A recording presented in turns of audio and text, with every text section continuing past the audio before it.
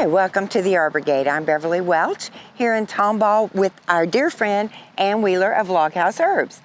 So Ann is here today to help us with a plant that we get requested for almost more than anything else, and that is lavender. It's a beloved favorite, and I think a lot of that has to do with the wonderful scent. Oh, absolutely, and the essential oils and how important that is to people these days. Absolutely.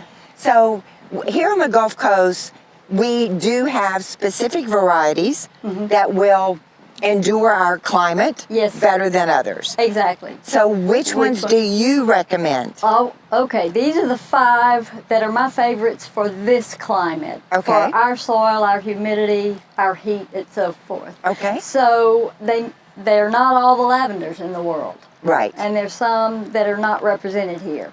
But let me just run down the names, Please and then we do. can talk about them. This first one here is Goodwin Creek. It's often labeled Goodwin Creek Grey. Okay. And that is unusual because many gray-leafed plants don't like our humidity. That's true. That's so true. This has been very reliable here. And then the next one is Spanish lavender, which is also very reliable in our climate. And if you'll notice, this one already has buds on it. And it will bloom very, very reliably.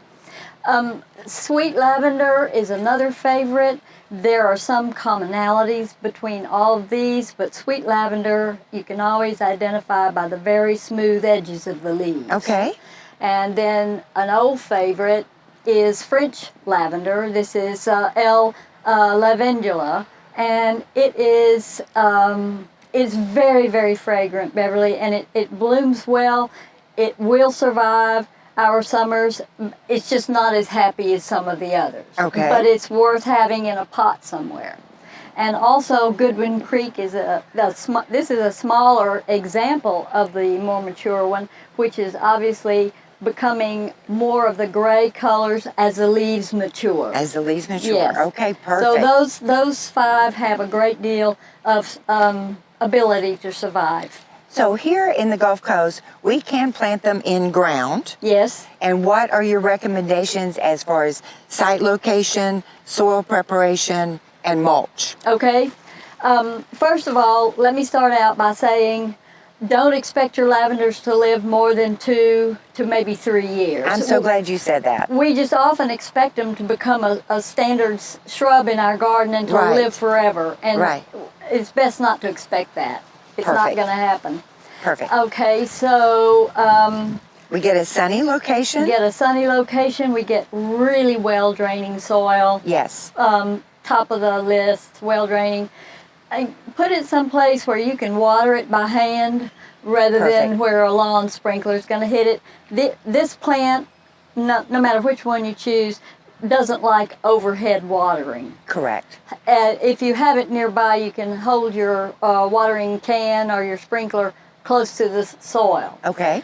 And having said that, let me mention that Madeline Hill taught us to mulch with gravel, to mulch lavender with gravel, because the water that you spray on it can run through these stones. The sun will warm the stones, and they will help to project heat upwards and dry these lower leaves, which are usually what you see turning black. Yes. And I think that's what happens to people in the summer here. Yes. We get into a rainy period. Yeah. It literally almost cooks them. Yes, it does. The heat plus the wetness. Right. So whatever we can do to keep the plant in general, the foliage dry from the ground up.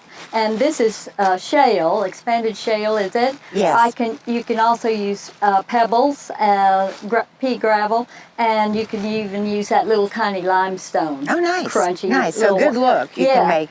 Put it as a mulch around the top of the pot if you're planting them in a pot, or in a circle in the bed around the plant. And both of those ways will certainly help the lavender. So in a container, again, we can expect it maybe 2-3 years. Would you recommend when you start out with something this small that we go first of all to about a 6 or an 8-inch container? Yes. Would that be about correct? That's about right. That's where I probably wouldn't put one in a great huge pot to begin with. Right. But I think those of us who garden in containers understand that you have to look at the roots, and you have to say, okay, there's still plenty of root room here. Right. After a year or two, there may not be. Right. And right. that's when you and know. that's when you bump it up. Bump it up a bit, yeah. So Excellent. container gardening with the lavender really is a great way to go to increase your air circulation. Absolutely. You can control your moisture a little bit better. Yep. How and when it's watered. Yep. So container gardening with lavender is a great idea as well. It is. I really like doing it myself. That way, also, when these plants get covered with blooms, you can set them near the front door. Oh, yeah. And you can put them where people brush up against them and really enjoy the fragrance while you have it. Now, it's so important that you do get good, well-draining soil. Yep. And Soil Complete obviously has shale in it. But what about fertilization?